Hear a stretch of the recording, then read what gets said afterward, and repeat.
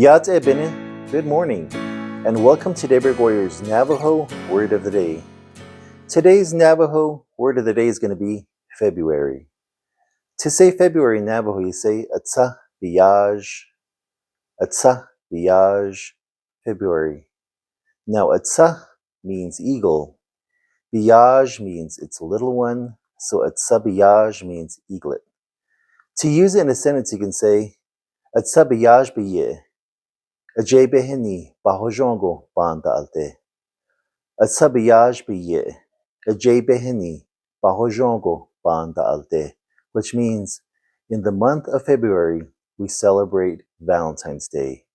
Ayo init ninigi ben nito. Make sure to remember your loved one. And that is today's Navajo Word of the Day. Atsá Biyáázh, February. Have a nice day.